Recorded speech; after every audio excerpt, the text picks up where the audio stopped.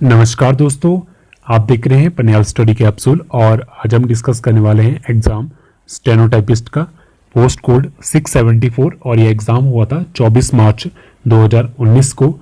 Already हम इसके काफ़ी सारे पार्ट बना चुके हैं, 5 पार्ट बना चुके हैं, जिसमें हमने जो भी जीके सेक्शन था, चाहे एचपीटी के हो, चाहे इंडियन इकोनॉमिक्स, पॉलिटी, हिस्ट्री, जो भी इसमें आया हो, जनरल अवेयरनेस या हिंदी इंग्लिश, ऑलरेडी हम डिस्कस कर चुके हैं। अगर आपने वो वीडियो नहीं देखी तो आप जरूर उनको देखें। अगर आप हमीरपुर बोर्ड की किसी भी एग्ज़ाम की तैयारी कर रहे हो तो आपके लिए वो काफ़ी इंपॉर्टेंट है कि जितने भी एग्ज़ाम हमीरपुर बोर्ड के द्वारा कंडक्ट करवाए जा रहे हैं तो उनका जो भी जीके सेक्शन है उसे आप रिवाइज करें एज ए टेस्ट सीरीज।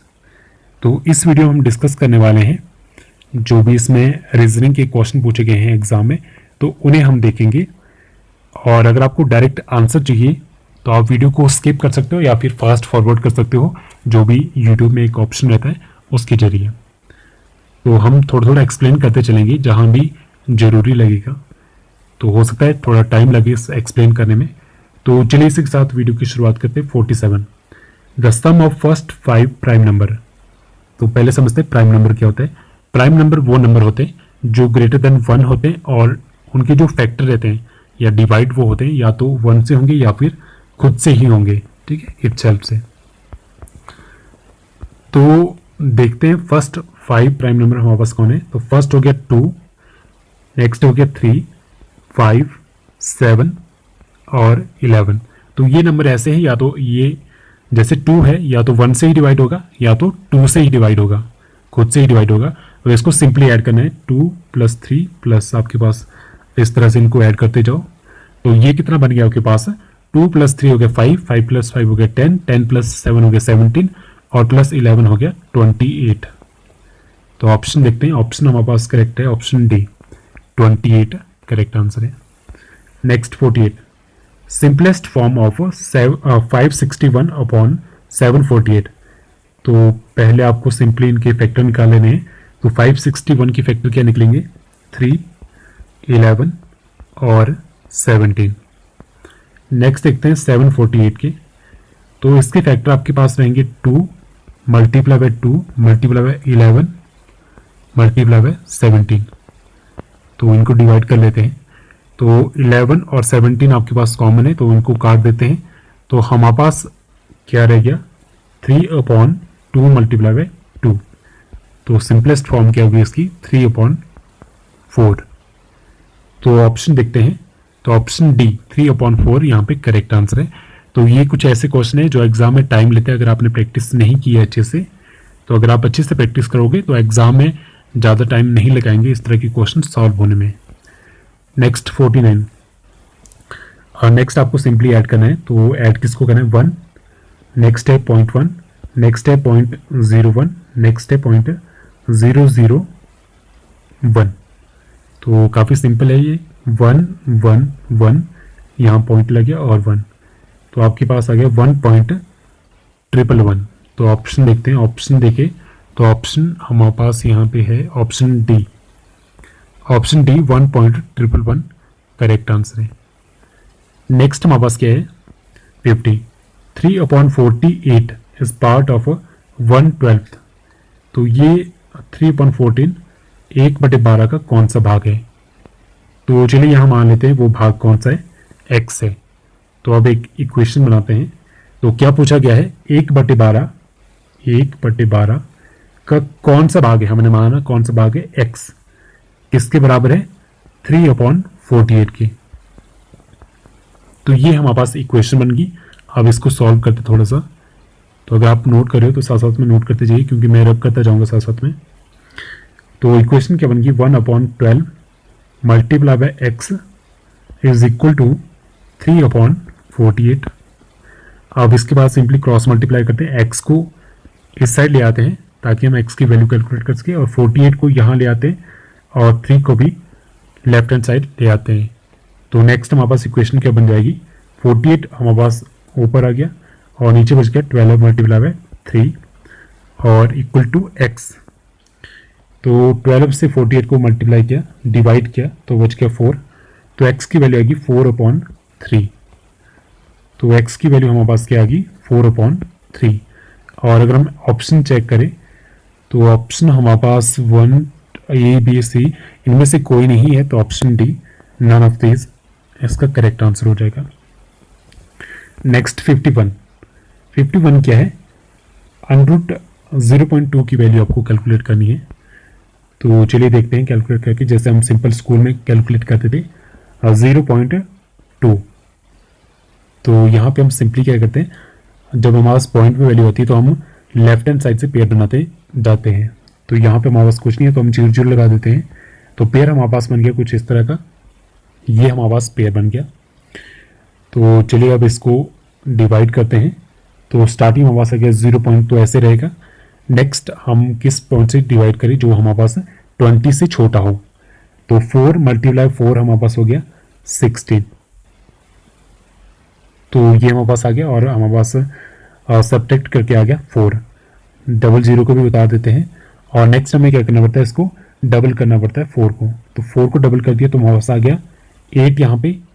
और उसके बाद यहाँ पे कुछ ऐसी वैल्यू चूज करनी पड़ती है सेम, जैसे हम मान लेते हैं 1 चूज करें तो 1 से ही मल्टीप्लाई करना पड़ेगा। तो वैसे ही यहाँ पे चूज करते हैं। तो हमने यहाँ पे चूज करने हैं ऐसी वैल्यू जो मल्टीप्लाई करके 400 से कम आए। तो वो हमारे पास वैल्यू फिर से होगी 4। तो 4 से मल्टीप्लाई करते हैं। तो 4 × 4 हो गया 16 और 1 आपके पास गया। 8 × 4 हो गया 32 और 33। तो इस तरह से आपके पास कुछ वैल्यू आ गई। तो यहाँ भी आपके पास ऊपर भी आपके पास है, यहाँ पे नेक्स्ट वैल्यू क्या रहेगी, क्योंकि हमने 4 से मल्टीप्लाई करा था तो यहाँ पे नेक्स्ट वैल्यू आपके पास आ गई 4। तो इतना काफ़ी है। तो आपके पास जो सॉल्व करके क्या आ गया 0.44। तो एज पर ऑप्शन अगर आप इतना सॉल्व कर लेते हो तो वो काफ़ी है। तो ऑप्शन आपके पास आंसर आ गया ऑप्शन सी 0.446। तो इतना काफ़ी है। बस आपको सिंपल सा आइडिया लेना है। अगर आप सिंपल एक स्टेप सॉल्व करते हो, आपको पता है कि 4 आंसर आ रहा है, तो आपके पास ऑप्शन में कुछ और है नहीं, तो एक्स्ट्रा करने की जरूरत नहीं है। बस वहीं पे स्टॉप कर दीजिए और आंसर टिक कर दीजिए। तो फालतू का टाइम वेस्ट नहीं करना है एग्जाम में। नेक्स्ट 52 क्या है? A number is much greater than 31। कोई नंबर है जो 31 से बहुत बड़ा है और लेस देन 55 से छोटा है, तो वो नंबर क्या है? तो चलिए देखते हैं। तो पहले मान लेते हैं कि वो नंबर है n। ठीक है, अब पहले क्या बोलते हैं, इक्वेशन यहां से बनाते हैं। तो क्या बोला, वो नंबर है ग्रेटर देन 31 से बड़ा है। तो चलिए कुछ इस तरह से लिखते हैं n - 31, क्योंकि ये ग्रेटर देन है तो हम चाहते हैं क्योंकि पॉजिटिव वैल्यू हमारे पास आए। तो इक्वल टू हो गया, और 55 बड़ा है उस नंबर से, तो 55 मल्टीप्लाई बाय और सॉरी माइनस n। तो ये हमारे पास इक्वेशन बन गई। ठीक है, तो अब इसको सिंपली सॉल्व करते हैं। इस n को हम इस साइड ले आते हैं, तो n हमारे पास यहाँ गया n + n is equal to 55 और यहाँ हमारे पास हो गया +31। ठीक है, तो चलिए नेक्स्ट स्टेप देखते हैं इसका क्या बन गया। तो n + n हमारे पास हो गया 2n और 55 + 31 हमारे पास हो गया 86। तो n को यहीं पर रहने दिया और 2 को हम उस साइड ले आए, तो 86 डिवाइड बाई 2, तो यहाँ हमारे पास आंसर आ गया 43। तो वो नंबर कौन सा हमारे पास है, सॉरी 52 हम सॉल्व कर रहे थे, तो वो नंबर हमारे पास आ गया 43। तो ऑप्शन ए करेक्ट आंसर है। तो इस तरह से आपको इक्वेशन बनानी है और उसको सॉल्व करना है। नेक्स्ट हमारे पास देखते क्या है 53। 150% of 15 and 75% of 75 is equal to कितना है? तो ये तो काफ़ी सिंपल सा है। तो 150% के लिए डिवाइड बाय 100 कर दिया, ऑफ 15 तो मल्टीप्लाई कर दिया 15 से, प्लस 75% के लिए कर दिया डिवाइड बाय 100, मल्टीप्लाई बाय फिर से 75। ठीक है, is equal to question mark. तो अगर आप नोट कर रहे हो तो साथ साथ में नोट करते रहिए। इसके बाद इसे सॉल्व करते हैं, सिंपल सॉल्व करते हैं। तो अगर आप इसको सॉल्व करोगे तो 0 से 0 कट गया, और अगर आप सिंपली 5 से करते हो तो यहाँ पे 2 आ गया, यहाँ पे आपके पास 3 आ गया। ठीक है, और अगर इसको सॉल्व करें हम, तो इसको अगर आप सिंपली सॉल्व करोगे तो यहाँ पे आपके पास 3 आ गया और नीचे आपके पास 4 आ जाएगा। ठीक है, सिंपली आपको कट करना है। तो नेक्स्ट स्टेप देखते हैं हमारे पास क्या है। तो यहाँ पे हमारे पास बच गया 45 डिवाइडेड बाई 2 प्लस दूसरी साइड हमारे पास बच गया था 75 मल्टीप्लाई बाई 3। तो इसे मैं सॉल्व करके लिखता हूँ, 75 मल्टीप्लाई बाई 3 आपके पास हो गया 225। तो इसे मैं डायरेक्टली लिख देता हूँ यहाँ पे 225।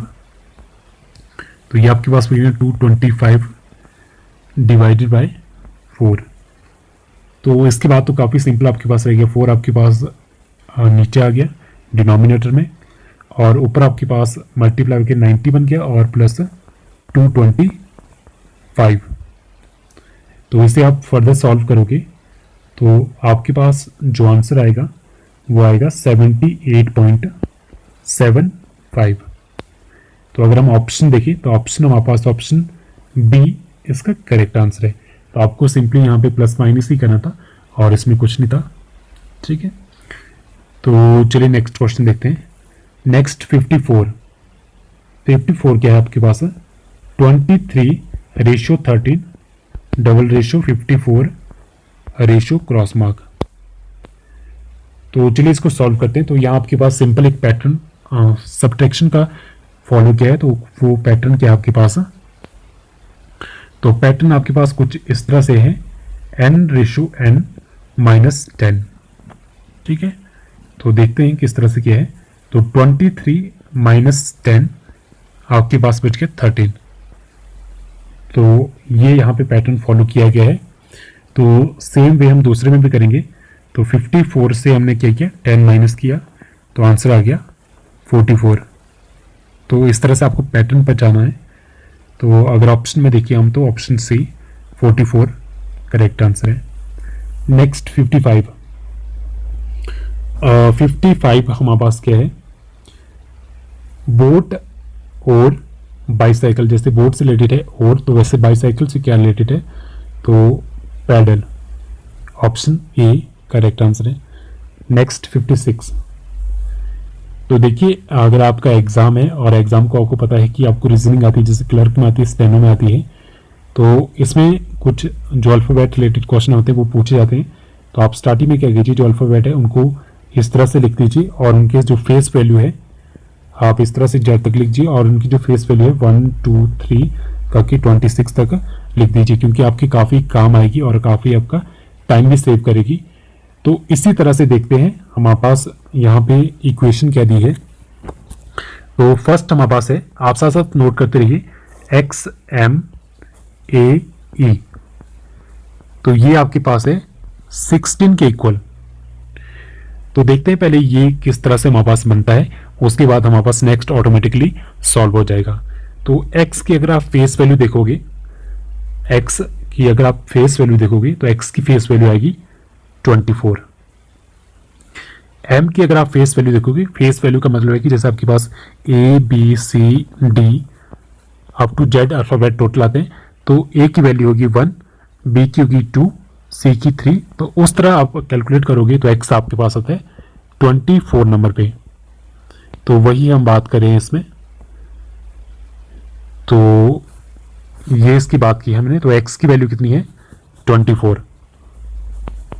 तो चलिए नेक्स्ट देखते हैं m की अगर बात करें, फेस वैल्यू की बात करें, तो मैं यहीं पे लिख देता हूँ।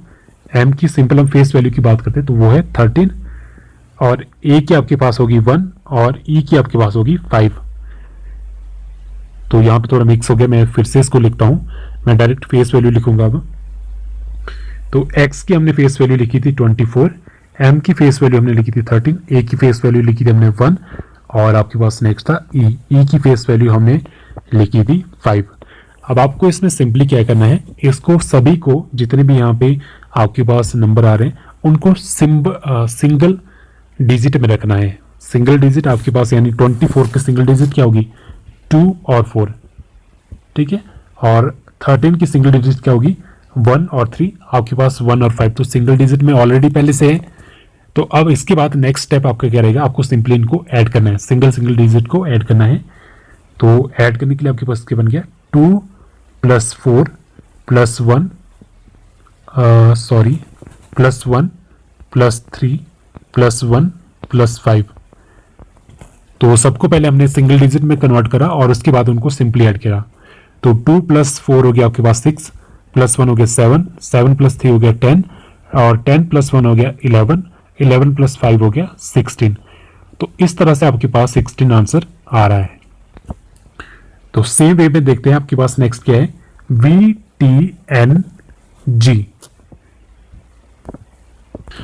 और साथ साथ इनकी फेस वैल्यू देखते हैं। तो पहले V की बात करें तो V की फेस वैल्यू है 22 और T की बात करें T की फेस वैल्यू है 20 और N की फेस वैल्यू आपकी है 14 और G की बात करें तो G की फेस वैल्यू है 7। और उसके बाद नेक्स्ट स्टेप क्या था, इनको सिंगल सिंगल डिजिट में कन्वर्ट करो। तो 22 की सिंगल डिजिट बनेगी 22 और 20 की बनेगी 2 और 0, 14 की बनेगी 1 और 4।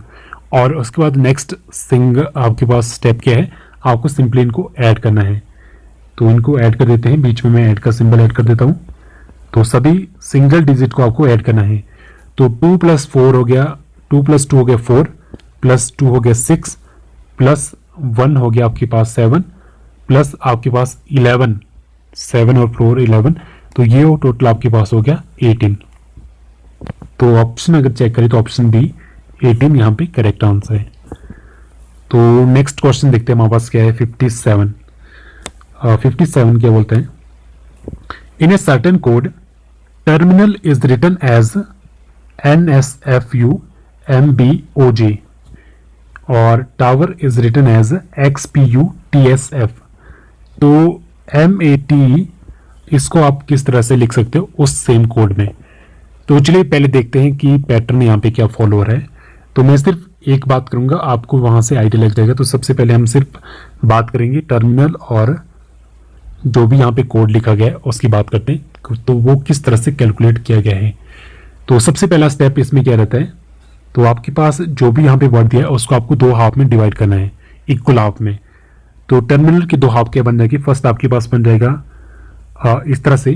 तो फर्स्ट आपके पास बन गया टर्म और सेकंड हाफ बन गया INAL। तो ये आपका हो गया फर्स्ट स्टेप, ठीक है। इसे आप लिख दीजिए फर्स्ट स्टेप, अगर आप नोट करें तो ये फर्स्ट स्टेप हो गया।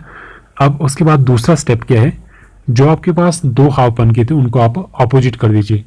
तो फर्स्ट हाफ में बस था टर्म TERM। तो मैंने क्या किया, फर्स्ट हाफ को क्या किया, मैंने उल्टा लिख दिया। तो उल्टा कैसे लिखेंगे, MR और नेक्स्ट आपके हो गया E और T। तो फर्स्ट स्टेप है हमने क्या किया, इनको 2 इक्वल पार्ट में डिवाइड कर दिया। नेक्स्ट स्टेप है हमने क्या किया, इनको रिवर्स ऑर्डर में लिख दिया। तो इस तरह से हमने इनको लिख दिया। और उससे थर्ड स्टेप हमारे पास क्या बनेगा, नेक्स्ट स्टेप हमारे पास क्या है, जो भी हमारे पास वैल्यू है, जो भी हमारे पास अल्फाबेट आ रहे हैं, जैसे हमारे पास पहले M आ रहा है, फिर R आ रहा है, फिर E आ रहा है, फिर T आ रहा है। तो उस अल्फाबेट का हमने क्या करना है, नेक्स्ट आने वाला अल्फाबेट लिखना है। तो M के बाद नेक्स्ट क्या आएगा, N। R के बाद नेक्स्ट क्या आएगा, S। E के बाद नेक्स्ट क्या आएगा, F। और T के बाद नेक्स्ट क्या आएगा, U। तो ये आपके पास पैटर्न है। तो ये बात होगी फर्स्ट हाफ जो हमने लिया था टर्म। तो देखिए आपके पास NSFU, तो यही आपके पास कोड में फर्स्ट जो टर्म है वो है NSFU। तो फर्स्ट टर्म आपके पास यहाँ से मिल गई हम आपको। अब यहीं पे नेक्स्ट टर्म देखते हैं, मैं इसको रब कर देता हूँ। तो नेक्स्ट टर्म हमारे पास हाफ में क्या बची थी, INAL। और दूसरा स्टेप हमारे पास क्या था, हमने इसको रिवर्स ऑर्डर में लिख देना है। तो रिवर्स ऑर्डर क्या हो गया, LANI। तो ये आपके पास हो गया रिवर्स ऑर्डर। और थर्ड स्टेप हमारे पास क्या था, तो जो भी अल्फाबेट हमारे पास आ रहे हैं उससे नेक्स्ट अल्फाबेट हमने को लिखना है। तो L के बाद हमारे पास नेक्स्ट हो गया M, A के बाद होता है B, N के बाद होता है O और I के बाद J। तो नेक्स्ट हाफ मास आ गया था और जो नेक्स्ट उसके बाद हाफ है जो हमारे पास है MBOG, वो भी हमारे पास आ चुका है। तो ये हमारे पास यहाँ पे पैटर्न फॉलो हो रहा है। तो सेम पैटर्न हमारे फॉलो करना है मेट के लिए। तो इसमें भी सेम पैटर्न फॉलो हो रहा है, तो इसको सॉल्व करने की जरूरत नहीं है क्योंकि हमें पैटर्न का पता लग चुका है। तो फर्स्ट स्टेप क्या था, 2 इक्वल पार्ट में डिवाइड कर दो। तो फर्स्ट आप हमारे पास हो गया एम और ए, ठीक है। नेक्स्ट स्टेप क्या था, इन्हें रिवर्स कर दो, नेक्स्ट रिवर्स कर दिया तो ए और एम बन गया, ठीक है। और थर्ड स्टेप क्या था, जो भी इससे नेक्स्ट अल्फाबेट वो हमें लिखने हैं, तो ए के नेक्स्ट आता है बी और एम के बाद आता है एन, तो हमारे पास फर्स्ट क्या बन गया बी और एन।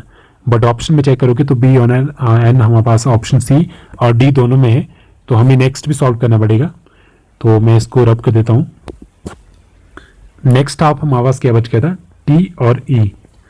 सेकेंड स्टेप करते हैं, इसको रिवर्स में लिख देते हैं ई और टी, और इसके बाद नेक्स्ट स्टेप क्या था, नेक्स्ट अल्फाबेट हमें लिखना है, ई के बाद नेक्स्ट आता है एफ, टी के बाद आता है यू। तो हमारे पास जो कंप्लीट कोड हमारे पास बन गया नेक्स्ट, वो बन गया option C B N F you.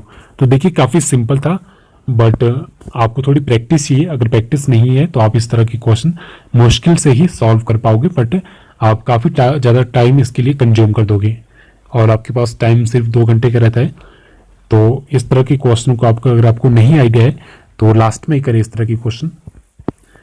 Next देखते हैं हमारे पास क्या है, 58। तो 58 में वहाँ से एक सीरीज दी है, तो आपको सीरीज कंप्लीट करनी है। सीरीज देखते क्या है, 32, 87, 332 और 1635। तो नेक्स्ट हमें देखना है क्या होगा हमारे पास। तो देखते हैं इसको किस तरह से सॉल्व कर सकते हैं। तो अगर फेस वैल्यू हम चेक करें तो फर्स्ट हमारे पास है सी, सी हमारे पास आता है ए बी सी, तो सी की फेस वैल्यू है 3। यू की फेस वैल्यू चेक करें तो यू की फेस वैल्यू है 21। नेक्स्ट है पी, पी की जो फेस वैल्यू है वो आपके पास है 16, और उसके बाद क्या क्या है, इनको सिंपली ऐड कर दिया गया है। अगर आप इनको ऐड करोगे तो आपके पास आंसर आ जाएगा 40। ओके, ये आपके पास हो गया फर्स्ट, ये तो आपको ऑलरेडी दिया है। अब नेक्स्ट जो हमें सॉल्व करना है वो क्या है हमारे पास, तो वो हमारे पास है काइट, तो KITE। तो चलिए इनकी फेस वैल्यू देखते हैं। तो के की फेस वैल्यू है 11 प्लस आई की फेस वैल्यू हमारे पास है 9। तो यहां पे मैं फिर से लिख देता हूं, के की वैल्यू फेस वैल्यू हमारे पास है 11, आई की फेस वैल्यू हमारे पास है, ऐड करते जाइए साथ साथ में 9। नेक्स्ट हमारे पास है टी, टी की फेस वैल्यू हमारे पास है 20, और नेक्स्ट हमारे पास है ई, और ई की हमारे पास फेस वैल्यू है 5। तो इनको अगर आप ऐड करोगे तो ऐड करके आपके पास आएगा 45। 11 प्लस 9 हो गया 20, 20 प्लस 20 हो गया 40, 40 प्लस 5 हो गया 45। तो अगर हम ऑप्शन चेक करें तो ऑप्शन हम डी 45 करेक्ट आंसर है। Next 60, the next term in the series. तो सीरीज आपके पास कुछ इस तरह की है, पहले ए है, उसके बाद बी और सी बीच में मिसिंग है, नेक्स्ट डी है, डी के बाद ई और एफ मिसिंग है, नेक्स्ट आपके पास आ गया जी, एच और आई मिसिंग है, आ गया जे, जे के और एल मिसिंग है, तो नेक्स्ट आपके पास क्या आ जाएगा एम। तो ये हमारी सीरीज कंप्लीट होगी यहाँ पे। तो जे तक हमारे पास दिया था, उसके बाद आपको कैलकुलेट करना था, तो नेक्स्ट हमारे पास क्या आ गया एम आंसर आ गया। तो ऑप्शन सी एम यहाँ पे करेक्ट आंसर है। नेक्स्ट और लास्ट हमारे पास क्या है 61, if the uncle of the father of Rani is the grandson of the father of the Anoop and the Anoop is the only son of his father, then how Anoop is related to his to Rani. तो इनमें आपको relation बताना है। तो देखिए relative से बना के रखिए, ये एग्जाम में काफ़ी काम आते हैं और आपके नंबर बना सकते हैं। तो सिंपली क्या बोला है, आपके पास अंकल है, अंकल से छोटे आपके पास हो गए फादर, और फादर के नीचे आपके पास आ गई रानी। तो ये आपके पास एक इक्वेशन बन गई, क्या लिखा है, if the uncle of the father of Rani is the grandson of father of Anoop. तो अंकल आपके पास सबसे ऊपर आएगा, फिर फादर, फिर रानी, और उसके बाद नेक्स्ट अलग से क्या बोला है कि अनूप के जो फादर है, अनूप के जो फादर है, अनूप के फादर है वो अंकल के क्या है, अंकल के ग्रैंडफादर हैं। ग्रैंडफादर है। तो यहाँ पे थोड़ा हॉच पॉच हो गया, तो आप आगे से इजीली सॉल्व कर सकते हो, खुद भी सॉल्व कर सकते हो। थोड़ा आराम से ट्राई कीजिए। जो ब्लड रिलेशन के क्वेश्चन रहते हैं काफ़ी सिंपल रहते हैं, बट थोड़ा कॉम्प्लिकेट भी कर देते हैं। तो अगर आप इसे सॉल्व करोगे तो मैं इसका आंसर बता देता हूँ, 61 का करेक्ट आंसर ऑप्शन डी। तो वो बन जाएंगे ग्रेट ग्रैंडफादर और दादा। तो ऑप्शन डी यहाँ पे करेक्ट आंसर है। तो इसे आप खुद सॉल्व करिए, आराम से सॉल्व कीजिए।